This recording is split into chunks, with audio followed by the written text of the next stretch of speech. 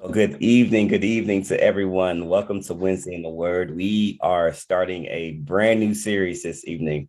It's called Our History, Our Story, and so this series is going to cover a plethora of conversations that are going to be taking place.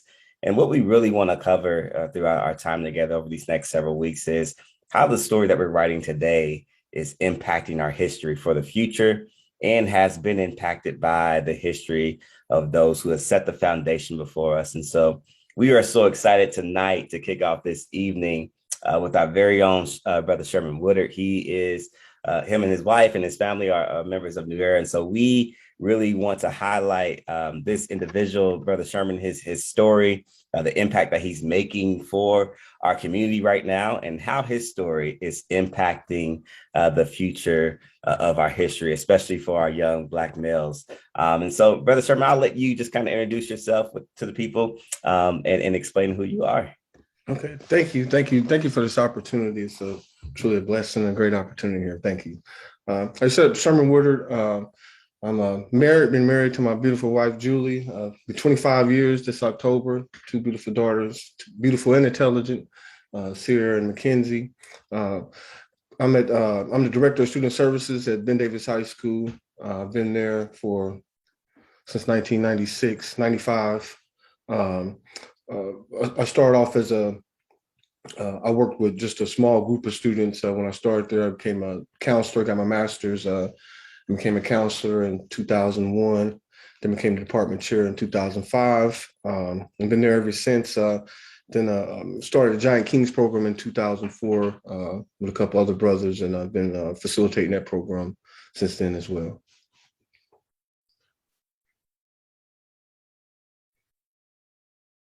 Awesome, awesome. Thanks for sharing that with us. And so you brought up Giant Kings, and that's really what we want to talk about this evening and the impact that program is making within the Ben Davis school system. And so, can you share exactly what Giant Kings is and the impact that you're making within that program? Giant Kings, we start off with African American male leadership, um, academic, and racial identity development program.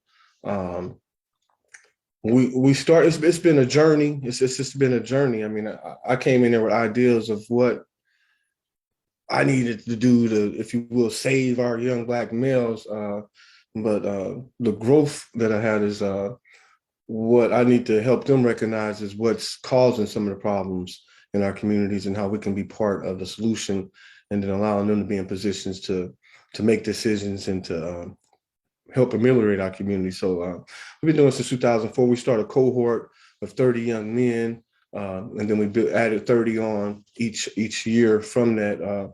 Since the COVID, we're in a rebuilding process. I mean, we had to start all the energy that we had from seniors passing things down to juniors and sophomores. It's kind of lost a little bit, but it's exciting to be back, kind of rebuilding and then having a different knowledge base that I have as far as the ignorance. I had the energy when I was younger, but a lot of ignorance, and I've learned a lot from our guys. But we basically started because in 2004 at Ben Davis High School, we had about 200 Black boys, and out of those 200, four of them had above a 3.0 GPA. And that was extremely disturbing data. And then we looked at test scores because ISTEP test was big. I want to say that I'm not like a huge advocate of testing. I believe testing is oppressive and biased. However, that is data that schools used. And we had, I think it was 34% of our Black boys that had passed the ISTEP the first time, which was significantly higher than the percentage of Black girls that passed the test. And that was a shocking information to me because our Black girls were way better students, generally speaking. I mean, I can't tell you how many Black girls was taking honors courses and had well above a 3.0 GPA. And, educators, education starts in the womb. I mean, we don't get them, they're 15, it's not as we can do. And every excuse that you can think of why our Black boys weren't successful, and the blame was always pointed back to the home. But we identified a group that came to school prepared to learn, and that we were letting down. And we thought that was our leadership group as far as education goes. And if we have them, let me back up. Half of those that passed the ISTEP the first time, half of those young men had less than a 2.0 GPA, which is extremely disturbing. That's below average. And here we have our best our best in terms of this system of Mhm. testing.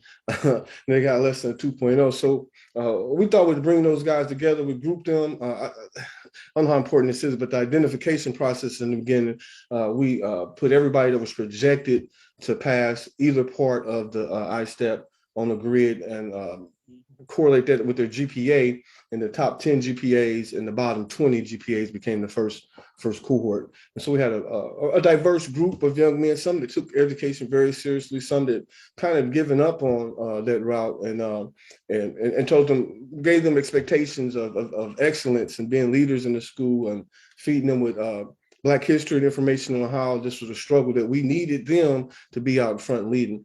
We are an open organization as well, meaning anyone can join. We've had white young men in our program, Indian men, and guys that don't score well on the test. In fact, most of our strongest leaders were recommended just for their leadership. They got that moxie, they got something. People are following them. So. And that's why like I said, we've been doing it since 2004. We've been graduating guys. I think we have a 97% graduation rate. 60% of our guys are graduating with academic honors diplomas now, and they're going on to universities, going on to be leaders in our communities, returning to help support the program and to be an example. So it's just been an extreme blessing. I mean, to ride along with it. Yes, sir. Yes, sir. You shared a lot of insight there, and I think you shared some insight that we don't get to see on this side of those who are not educators, but we see some of the, like you said, some of those test results, and we can kind of have wide eyes and wondering what's the issue. And I think even you kind of hitting on the point of test scores and how that can be a little biased. And that's an education point for us to learn as we continue to educate ourselves within what's happening in our students' lives and the men in our community, and even those young ladies in our community as well. And so it seems like you have an extensive amount of just educational experience, being in the classrooms, being in the schools, connecting with these students. Can you share your experience of leading and guiding especially these students of color through the education system? What have been your challenges? What have been some strengths that you've been able to overcome throughout this course of what you've been doing through Giant Kings? It's been transformational for me. I mean, I've been indoctrinated in our education system, so I came in with I think an oppressive viewpoint of education, as we're taught, is putting information into people. African traditions and scholars of color write about education. It's pulling out what is already in them. They were created in his image. So exactly. When I got more in tune with that and more in tune with listening to the needs of our young men and the conversations that they're having. I mean, just for example, we have what I thought was going to be a study tables on Tuesdays and Thursdays. And I was going to make people go. I was on study tables when I was in college. My grades were bad. And I was like, that saved my life, So I'm thinking, I'm going to make these kids come to study tables. Yeah. They turn that into more of discussion times and planning meetings, and I, I'm like, this is what we're gonna do, and I have to back up and say, no, this is what they need. They need a space just to debrief and to see that other young brothers are going through similar things that they're going through and how they overcome and things and whatnot. So that part, as the education system, has been illuminating for me, but helping our young students navigate and connect curriculum with their future desires is sometimes a difficulty. I got into education because when I was undergrad at Purdue, I read a study where they learn helplessness. I talk about this all the time. They train these dogs to open up a cage. They would hit the button and the cage door would open, and then they introduce shock. So a light would come on. 5 seconds later, the dog gets shocked. So the dog, as smart as the dog would be, the light would come on, the dog would hit the button and get itself out the cage. But then they introduced oppression. The light would come on, the dog would hit the button, the cage door wouldn't open. I think something like 85% of the dogs eventually went into the corner and curled up when the light would come on. And that's what I saw. That's what I thought I saw a lot in my community friends that I was growing up with that, man, they was trying to get out of this cage and the cage wouldn't open. And so they just went in the corner and did what was best to protect themselves. And we see that with students. And so then we have to give students information on the history of how, as a struggle, we've been getting shocked, but we're going to keep pushing at that cage. We're going to try to get them to stop shocking. We're going to try to get this cage door open, and that they have a role to continue passing that torch along or whatnot. So I hope that answers your question, but I'm a guidance counselor by trade. So, students' likes and interests and skills and connecting those to curriculum and seeing how those turn into careers and ways for them to be lights in our community is what I do for a living. Absolutely. Yeah, that's very insightful as you talked about that. And you talked about the community aspect of that. Can you tell us what are some things that you need from the community or that you have been able to access from the community as you have been kind of guiding this Giant Kings program for our young men to be successful here in Indianapolis and beyond? Yeah. I would say that we as a community, man, I think Brother Frank Middlebrook used to be a talk jockey when I was younger on the radio, and he would always say the cavalry ain't coming. It's up to us to save us. And just, Giant King's an example. I mean, we got documented success, but this is a volunteer program. I mean, I voluntarily do this because I've been led to this, and I get energized from it. But these need to be paid positions in schools where this is 100% what people are dedicated to. This is their job to help these young men to turn into young leaders in the community, because then it makes all of our jobs in the schools and in the communities way easier. And so I'm not seeing schools stand up to support. So I don't know how we as a community come together and demand this, programs like this from schools, or provide resources where you're hiring a young man to come in and run a program like this. It's creating opportunities for that young person that's working this, and it's creating so many opportunities for our youth. Because when I'm a knucklehead in recovery, man. I started off in this job at 24, and I was saying some things to kids. And I was like, dang, do I really believe that? I was like, I Right. do believe that. I got to change. What I'm saying? So a change, it transforms you when you working with young people. It gets you more in line, really on a more spiritual and godly path, because that's what you're passing down. What the old folks were telling you is now you telling to the kids. And so I think we just need more demand. I mean, we see on the other side, we see like with the critical race theory, we see white supremacists coming out and saying, hey, this can't be in the schools and this is what, but I don't see our side. Where are we saying, hey, this has to be in our schools. Our Black kids have to look at events in history from multiple perspectives, because this is how white people are describing slavery or whatnot. How do Black people over here describe slavery back then? And then they can make their own decisions on what this was. This is how the power structure is describing this phenomenon. What are Black scholars and Black community members, how did they describe this phenomenon? And so, like I said, then our kids can form their own identity and form their own ideals, and then form their own solutions. So to summarize from the community, man, we need all of us going to whatever schools saying, hey, I need a program for my young Black son or my young Black daughter, brown, whatever, to help support them, to help teach them about who they are and what their roles is as far as creating a better society. Wow. That was impactful, man, because I would say growing up in the education system myself, some of these things that are now highlighted weren't ever highlighted, right? And so we were just kind of navigating through and felt like what we were being taught was just the norm. And now I see how individuals are advocating for our students. And you use that keyword identity. This is a question I have for you, because I think so many of our students struggle with, number one, their identity as an individual, but number two, living up to the identity that they expect others to portray on them. And so how is your program, Giant Kings, especially for our students of colors, how has that tried to shape and encourage our students to find the right identity? Mm. Yeah, that's challenging. I work with teenagers mainly, and their peers are so influential. And we know this. We talk about peer pressure. It's always talked on the negative side, but equally strong is peer pressure as far as doing the right thing. And when these young guys, as freshmen and sophomores, see seniors who are carrying themselves in respectful ways, taking their work seriously, looking at communities issues and planning to solve them, mentoring elementary students. Then they started to want to identify with them. They started want to be like them.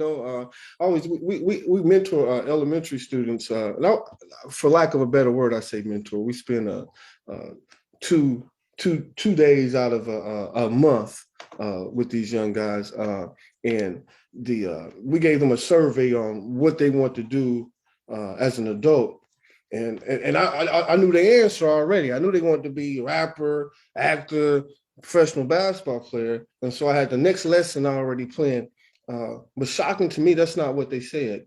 I mean, they want to be engineers, doctors, firemen, Chuck E. Cheese workers. I mean, you name it, we run the whole gamut. However, 100% of our sixth grade boys in that group, 100% of them was rapper, professional athlete. So our third graders had the whole litany of careers. And so it's like, but this is what they're exposed to. This is still them saying, I want to be successful. But sadly, this is that's the only Black they've seen as successful. This is a statistic that stayed with me because it was shocking to me. I ask people when I do trainings, are there more Black doctors? I'm talking about MD or professional athlete. I would have guessed right off the bat, professional athletes. And I was so wrong that I remember these numbers. I think it's like 7 times more Black doctors, but the kids don't see them, so bringing in people that look like them, reading about people that look like them, having upperclassmen that are doing the right thing helps shape and form their identity. And they want to do right. They want to be right. They see it. They know what's right and what's wrong, and they want to do it. And we just need to put more positive influence in it. Like, it's okay. It's okay to even old people get all worried. They were sagging their pants. I don't care if you're sagging pants. You got all A's and B's and whatnot, no time to class and whatnot. No. So they see guys that look like that just taking AP course and like, oh, I can kind of be extra cool and still do this. Then they identify with that. I think we limit what success look like, and it looks like the oppressor to them, and they shy away from that. But when we say no, success looks a whole bunch of different ways, and especially in our community, success looks like fighting oppression, building our families, and building our communities. They flock to that. Yeah, that's incredible, man. I see your passion behind this program. I see your passion, behind the students that you get to serve within that community. Focusing on your story, like we said, our story that we're writing today, help us write the story, write the history in the future, but also the history that's been impacted and passed down to us to the day helps us continue to write that story. And so what helps you continue to stay motivated to change the history for our young Black men? It's our young Black men's light. I mean, they have a light that is so bright, and we have institutions that dampen that or cast shade on it and try to, so then they begin to not let their light shine. But when you see that light shine, and I mean, it's just energizing. I mean, it for selfish reasons, I'm doing it. It really, I'm like, man, I leave out from meetings with them just feeling so good, just seeing the hope in our future. Young people are so clever, smart, just being in that atmosphere, in that space is, it keeps me young, I guess. It keeps me going. So it's not that part of my job it doesn't seem like work. It's fulfillment, and seeing the growth in young people coming in as freshmen, not handling business, and then by their senior year leading other young men is I can't get enough of that. Yes, sir. Yes, sir. And we talked about you're a member of New Era. We love you and your family, having you all around. We've seen your daughters go through our ministry, and so we know you're a man of faith. And so, how has your faith played a role in the work that you do today, and not only as that guidance counselor, but then also the extra work that you're putting in to lead this program, Giant Kings? Yeah, I think it's all about faith, honestly, Mr. Hart, man. I'm in this position because I had praying grandmas. Like I told you, when I was a young guy, I don't know. I was stuck on stupid. I made bad decisions. Whatever came to my mind first, and then being surrounded by young people, and like I talked earlier, having to analyze me and who I am and who I want to become. But the spiritual journey, the spiritual strength that I get is, I think, it's at the heart of what we do, helping. We were all created in His image, and helping other young people realize that is ambiotic relationship. I mean, it feels good on both sides here. The the guidance in difficult times. I mean, I go to prayer.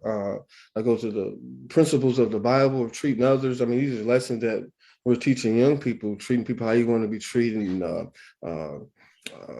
what I think the proverb, bring a child up in a way, and they're not going to stray from it. And that's some of the core principles of our program. And of me, I mean, faith is what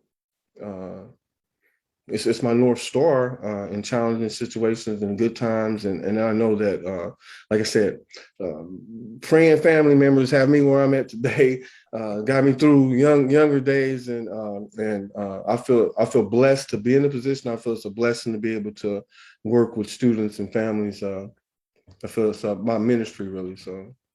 Absolutely. Well, you have shared your history, you shared your story, and then you share how your story is going to impact the history of so many lives. Listen, even on the personal note, even as a father right now of a young Black male, I'm pumped up. I'm excited about the impact that I can still continue to still make. And so even fathers like me, we need to hear your story. We need to hear the impact that you're making, because that gives us hope, because it can be challenging. I only have a 3-year-old, and I still feel that weight of bringing him up in this world, having the perceptions that we have as Black men and men of color. And so I appreciate your work. We appreciate your work as a church family, of what you're doing and being on the front lines of our education system, which is so pivotal, because a lot of our Black men don't get to see individuals like you or have the care of individuals like you in their lives. And so on behalf of Pastor and everyone at New Era, we just thank you for what you're doing in our community, and the benefits that will come from that. And I appreciate it. I appreciate it. But that's a humbling thing you said here, because this is, I guess I want to say this. This requires so little. That's the sad part. I mean, just so little. I mean, of just creating a space for our young Black boys.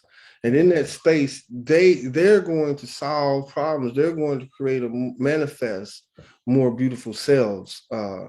So I appreciate any accolades and things, whatnot. But I mean, this guy just put me here, man, and I've just been listening and going and all that. But I'm always extremely amazed at how little investment provides such huge resorts for these young guys. And that's an indictment on schools. That's an indictment on our communities. That's an indictment on us.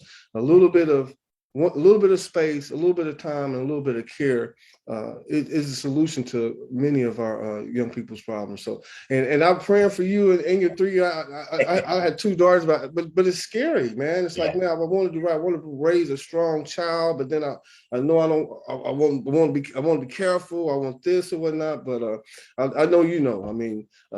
Been prayed up and walking right, and they follow. Absolutely. You said something that made me think of something that Pastor has always said.